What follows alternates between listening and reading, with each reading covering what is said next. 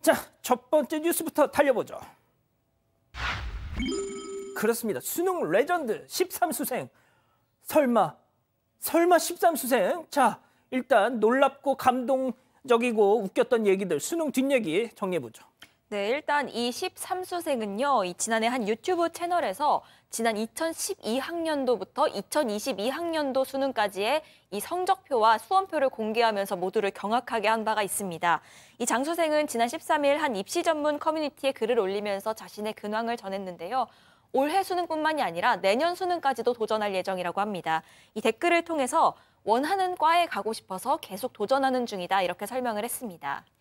아이고, 이재현 기자랑 처음 같이 시작한 거네요? 저보다 일찍 시작하셨네요. 아, 그런 건가요? 알겠습니다. 자, 그렇잖아도 부산의 한 수능 고사장에서 감동적인 일이 있었습니다. 그렇습니다. 미담인데요. 수능을 보게 되면은 입시일 시간이 있습니다. 지나면 못 들어가는데 입시일 완료 1분을 앞두고 부산 해운대구 부흥고 정문에 한 학부모가 헐레벌떡 뛰어온 거예요. 하면서 아들이 시계를 안 가지고 갔는데 아날로그 시계, 이 전자시계는 안 됩니다. 예. 아날로그 시계를 갖고 계신 분을 찾았던 거예요. 찾는데 사람이 없었는데 갑자기 근무 나갔던 해운대 경찰서 재성지구대 한순성 경위가 아침 아날로그 시계를 차고 있었어요. 네. 그 시계를 기꺼이 이제 내온 거죠. 그러니까 정문으로 수험생이 나왔을 거 아닙니까? 예. 그러니까 시계를 건너면서 시험을 잘 보라고 했다는 거예요. 그런데 이제 한순성 경위는 뭐라고 했냐면은 이런 당연히 할 일을 했다. 그리고 긴장하지 말고 수능을 잘 보라고 했는데 지금 수능이 끝났지만 수능 보신 분들 제 생각에 충분히 자기 실력을 발휘해가지고 좋은 성적이 나올 거라고 저는 믿습니다. 알겠습니다.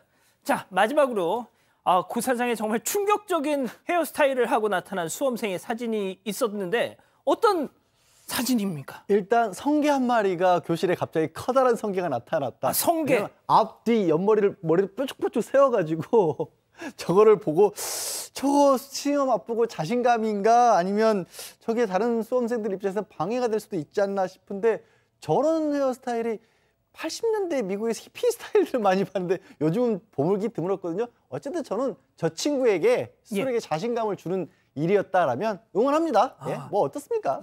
아니 저 친구는 자신감이었는지 모르겠는데 저 친구 뒤에 앉은 수험생은 저 신경이 고개만 들면 저게 보이는데 뒤통수가. 알겠습니다. 아무튼 좋은 결과 있었길 바랍니다. 자, 두 번째 뉴스 이어가죠. 조현아 이혼 소송 결과. 조현아 전 대한항공 부사장의 이혼 소송 참 오랜 시간이 지난 끝에 결론이 났더라고요. 당시 상황 한번 보고 가시죠. 근데 너무 힘들면서 나가! 아니 뭘 잘못했어? 왜냐면은 왜 애가 저기 있는 거 보는데 근데 애가 단 거 먹는 거 얘기가 아니잖아. 밥 먹기 전에 먹는 걸 보내는 거 아니야. 밥 먹기 전에 먹는 거. 이성적으로 생각해봐. 아까 애가 와서 저기서 애가 뭘 먹었어? 어디서 들고 왔어? 밖에서 들고 왔어. 내가 밥 먹기 전에 먹지 말라고 그랬어. You heard too, right? I keep on telling him not to eat before dinner. You heard, right? The jelly. 아무튼 저런 갈등이 있었는데 오늘 결과가 나왔죠? 네, 오늘 서울가정법원이 두 사람의 이혼 판결을 내렸습니다.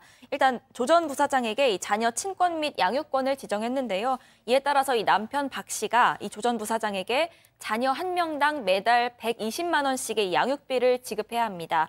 또 이 재산 분할을 위해서는 조 전 부사장이 박 씨에게 이 13억 3천만 원을 지급하도록 했습니다. 앞서 지난 2018년 4월에 이 남편 박 씨가 조현아 전 부사장이 폭언과 폭행 그리고 자녀들까지 학대해서 고통을 받아왔다면서 이혼 및 양육자 지정 청구 소송을 냈는데요.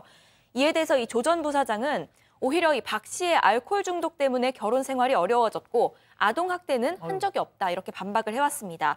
오늘 판결이 나면서 이 조현아 전 대한항공 부사장과 남편 박모 씨가 약 12년 만에 결혼 생활을 마무리하게 된 겁니다. 그렇군요. 알겠습니다. 자, 다음 뉴스 또 가보죠.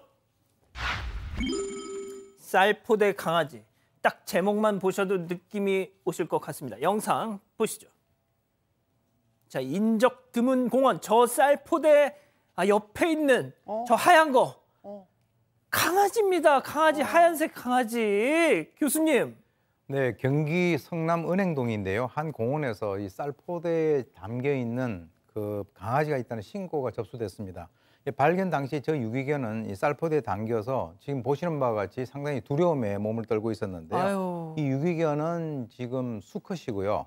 생후 14년 된 말티스로 알려졌습니다. 아하. 그런데 이제 보니까 이 치아라든가 이런 것들은 물론 이 뒤쪽 발에 발가락도 없는 그런 상태였다. 아이고야. 그래서 나이로 봐서는 이제 14년 정도 키웠으면 상당히 주인하고 오랫동안 있었던 것 같은데 무슨 영문인지는 잘 모르겠지만 일단 이 성남시로 이 그 강아지의 소유권이 넘어와서 보호 중인데요. 14년이라면 함께 했던 그 시간이 상당히 오래됐을 텐데 저런 그 고령의 강아지를 유기했다라고 하는 것은 참으로 안타까운 일이 아닐 수 없습니다. 예, 저 강아지가 막 벌벌벌벌 떨고 있는 추위에 그 모습을 보니까 더 좀 안쓰럽네요. 아직 안 끝났습니다. 이거 눌러주세요.